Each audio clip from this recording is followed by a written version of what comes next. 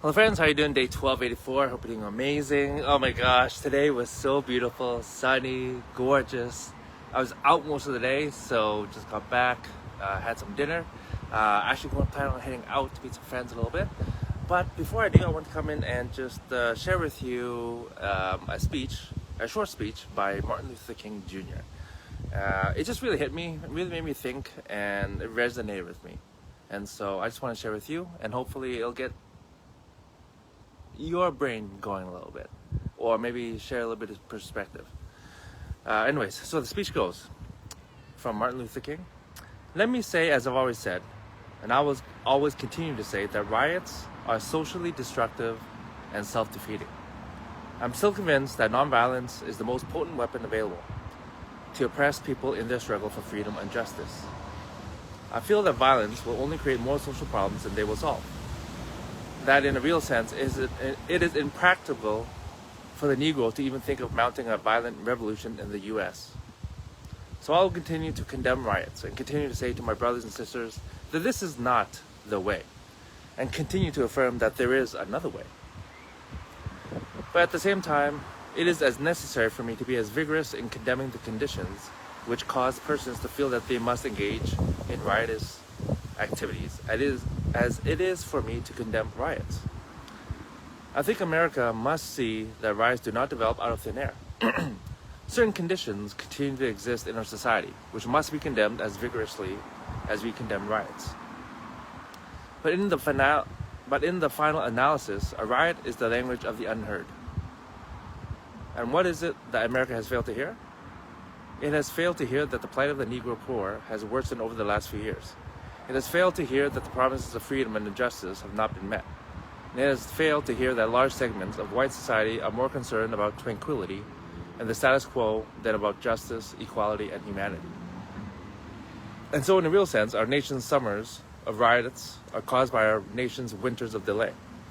And as long as America postpones justice, we stand in the position of having these recurrences of violence and riots over and over again. Social justice and progress are the absolute guarantors of riot prevention. End speech. And so that was actually a speech that was made in 1968 by Dr. Martin Luther King Jr. And so for me, I never really thought about it before, but why do people riot? Why do people turn to violence? At the end of the day, sometimes people are just fed up with their current conditions.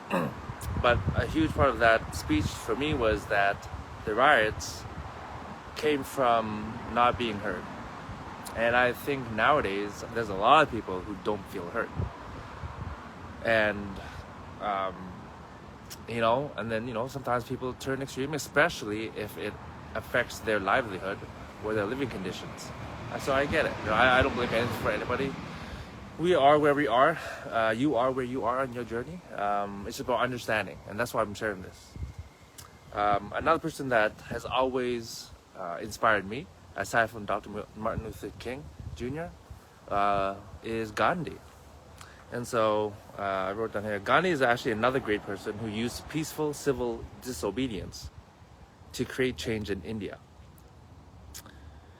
After Gandhi's assassination, E. Stanley Jones wrote a biography of the Indian leader's life. It was this book that inspired Martin Luther King to nonviolence in the civil rights movement. And so I remember watching Gandhi, the movie, and it inspired me so much. I had to look up his biography. I learned so much about his background. Obviously nobody's perfect. I get that some things were iffy in his past, but we all have some skeletons or something in our closet in our past that we're not necessarily proud of, but it's okay. The key thing is that we learn from it. And so Martin Luther King actually drew a lot of inspiration from Gandhi. And now we actually, there's a Martin Luther King Day. I believe it's the third Monday of every year in January. And so the next one is actually January 20th, 2025. But at the end of the day, for me, again, are we listening to each other? Or are we so busy trying to be heard that we're not doing for others what we want them to do for us? I just want you to think about that. Of course, if you are a civil servant and serving the people, then that should be your number one thing. You should be listening to the people that you are serving and representing them in a proper fashion, in a professional way, so that their voices can be heard. So I'm grateful for anybody who is actually willing to step up and represent, because it's not an easy task to do. It's not an easy role to have. There's so many voices, there's so many perspectives, backgrounds, points to really consider to really get a full view of any situation. Hence, my hope with this video is for you to actually be willing to ask yourself, am I actually listening? How well am I listening? Or am I just so busy trying to get my point across? Because if both sides are doing the same thing, it's just, what do you call it? Not interference. I forget what the word is. It's mind blank. But nothing's being heard. And so when nothing's being heard, then no progress can actually happen. All right? Anyways, my friends, that's all I want to share tonight. I'm going to head out, meet some friends, get a little bit of exercise, and get healthy. I hope you are too. I'll see you guys tomorrow.